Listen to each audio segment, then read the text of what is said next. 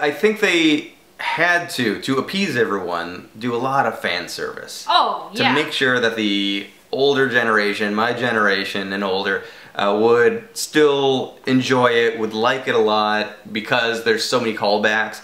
But to me, I was on board after, you know, the first act. I was in this one. So the fact that there was another and another and another appearance by an old cast member, cameos. it took you out of it, especially by the time it got to Annie Potts, who I love, and I loved her character and all that, but obviously we were walking up to see this woman whose back is turned to us, and like, it's gonna turn around what do you want? Annie Potts. And so I thought it was just, I don't know, to me it was like, alright, I get it. So that actually makes me excited about the future episodes, the future installments of what will Ghostbusters 2 be like in 2018 or when the next one comes out. Because I think they got all that stuff out of the way and now they can just move forward with their own story. I do want some more Sigourney Weaver though. She's like the one that's taught Holtzman all this crazy stuff, and she's got all these crazy ideas about how to, because she's building the ghost containment unit with her. Yeah. It is kind of neat that it's almost in a way a prequel. Like if you're taking it all back, there could be a straight up remake of the next Ghostbusters with the next one, because this is very prequel-y, because we haven't built the ghost containment unit yet. And of course, the big tease at the very, very, very end is they finally do get an EVP. Who is Zool? And wait, have you ever heard of Zool? Yeah. I didn't see anybody using or consulting the Tobin Spirit Guide. I would have liked to see that. Oh, as I'm saying there's too much fan service, that's one bit I would have wanted to see in there. Yeah. More so than hearing Dan Aykroyd go, who are you gonna call? Yeah. Or I Ain't Afraid No Ghosts. Was his exactly. I Ain't Afraid He's No in Ghosts. character. Though I do love, because for those of you that don't know, Dan Aykroyd is very into the paranormal. Oh god, yeah. It's not just his Crystal Skull vodka, like he's super into the paranormal. And so aliens and all, you know, more than just ghosts. Yeah. And a lot of what made it into the original Ghostbusters was his own theories on how ghosts worked. And so I loved his cameo as the taxi driver, being the only person that knew what was going on and all of He's unfazed by the fact that all these free-floating apparitions were around. And I was like, just adored that. I like very much, too, the new Ecto-1. Yeah! They went from having an old retrofitted ambulance to a retrofitted hearse, but also from the same time period. So it's like, it's a 80s, maybe even late 70s era car. It fits, it works, I like it a lot. I also liked seeing the Ecto-2. Oh yeah, the motorcycle. I was very upset that Chris Hemsworth did not actually get to use the Ecto-2 in action. He was possessed the whole time. It was very sad. Yeah. But I really just wanted to see, Chris Hemsworth like go at it with some ghosts. He seemed to have a freaking great time in this movie, so I could see him coming back. Yeah, I've not seen anybody have that much fun in a role since Meryl Streep in Mamma Mia. Like you, and I know everybody hated that movie, but if you look at how much Meryl Streep was enjoying that, you'll enjoy that movie more now. But I do have to say, for anybody that was like me, and when they saw that Melissa McCarthy was on this cast, and you dreaded what the comedy would be like, she is not the typical Melissa McCarthy character. No. We don't see her having diarrhea into a sink like we did in Bridesmaids. She's actually like a nerdy dweeby. She's very enthusiastic and energetic, of course, but she's actually a really fun character, and this is easily my favorite Melissa McCarthy movie, for sure. Oh, I agree with you there. Like, my ears perked up. I was excited when they said ley lines. Yeah, ley lines. It's another one of those, like, weird pieces of paranormal fact, and they're not necessarily historical fact and paranormal theory is the idea that there are these lines of energy across the globe, across the world, and that on these lines there are enormous places of religious significance. Yeah, I mean Stonehenge connects with the Egypt pyramids. Yeah, that's what Rowan, our villain, is tapping into. He's using these events that happened on these ley lines and his own, essentially, like, EMF bombs to, you know, create... He knows he's in a sweet spot in a way, so this is where those bombs would be most effective. Yeah, so try to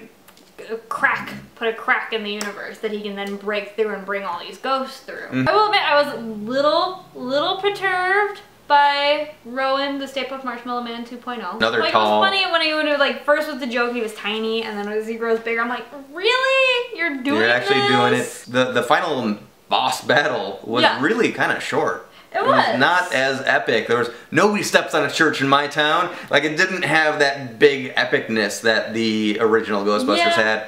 And it just felt like it was over quick. Yeah. Like this isn't there were parts right? of it that almost dragged, because like the build up to the boss battle felt like playing a fucking video game. Where you're like, oh my god, I have to fight another like mini boss. Oh my god, I have to fight another mini boss. Oh my god, what is happening? The best part of the final sequence was definitely the Macy's Day balloons.